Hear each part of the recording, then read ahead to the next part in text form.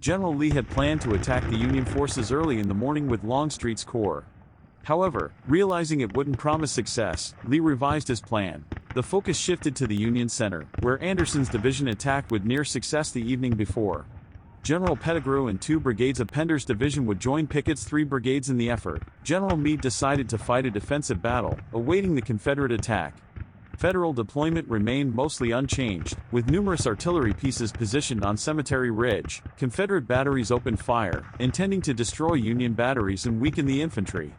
The Union guns replied, inflicting casualties on the Confederate troops. Finally, at 3 p.m., following a 2-hour bombardment, Pickett, Pettigrew, and Trimble's divisions charged towards Cemetery Ridge. The Confederate division suffered terrible losses but managed to reach the Union works before being forced to retreat.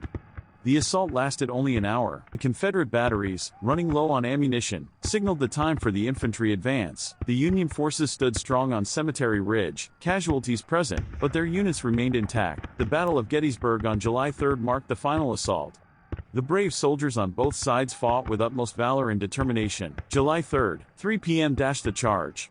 It was a pivotal moment in the Battle of Gettysburg, as Confederate General Longstreet reluctantly ordered the assault column forward. Doubting its success, Longstreet's 9 brigades stepped out, guided by a clump of trees on the ridge over a mile away. The Confederate line stretched for a mile when the assault began, disappearing briefly from the view of the Union soldiers as they crossed shallow depressions. Despite Union batteries firing from Little Round Top to Cemetery Hill, the Confederates pressed on, reaching the Emmitsburg Road in just 15 minutes. But as they neared the Union position, the Confederate attackers faced heavy artillery and rifle fire from all sides. Brigade commanders, including Kemper, Fry, and Garnett, fell, causing the attackers to lose cohesion and firepower. The Union soldiers, seeking revenge for the previous attack on Marye's Heights, took their stand and unleashed their as the Confederates reached the slope of the ridge. A soldier in Armistead's brigade called it a sublime sight but looked at his watch, realizing they had been charging for just 19 minutes. A determined Armistead led some men over the wall and into the area held by Cushing's wrecked battery, while others clashed with Union forces near the copse of trees. Union brigades under Webb, Hall, and Harrow fought back fiercely, driving the Confederates back and sealing off the penetration. Unfortunately, Confederate reinforcements under Wilcox, meant to guard Pickett's right, arrived too late, and were decimated by Union artillery in the Vermont Brigade, and so, the grand Confederate charge came to an end.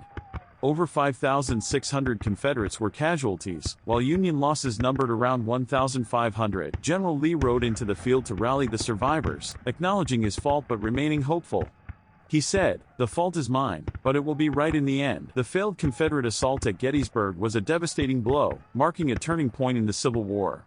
It reminds us of the sacrifices made by brave soldiers on both sides. General Stuart of the Confederate Army was tasked with guarding the left flank and exploiting any potential victory by the infantry. However, he met fierce resistance from General Gregg's Union cavalry. On the Rummel Farm near Gettysburg, a slam-bang battle erupted. Dismounted skirmishing quickly escalated into mounted charges and counterattacks, making it one of the largest cavalry battles of the war. Despite the intensity of the fight, the battle ended in a draw. Stuart was unable to gain the Union rear and retreated from the field, while General Gregg's troopers held their ground. In the meantime, Union cavalry brigades, led by Generals Farnsworth and Merritt, harassed the Confederate infantry on the right flank. This culminated in a tragic assault known as Farnsworth's Charge, resulting in the loss of Farnsworth and several brave soldiers. With the cavalry battles concluded, the campaign neared its end. General Lee and his forces prepared for a potential Union counterattack. Lee's army, damaged and short on supplies, withdrew to a defensive position as they faced a rainy Independence Day. The wounded were transported in a wagon train while the main army marched towards Hagerstown. However, the swollen Potomac River prevented Lee's crossing, forcing him to wait for the water levels to recede. Meanwhile, the Army of the Potomac, also in need of supplies, made its way to Hagerstown via Frederick. Finally, as the Potomac subsided, the Confederates made their return to Virginia under the cover of darkness. The Union Army arrived too late, finding only a rear guard at the pontoon bridge. The campaign at Gettysburg had come to a close.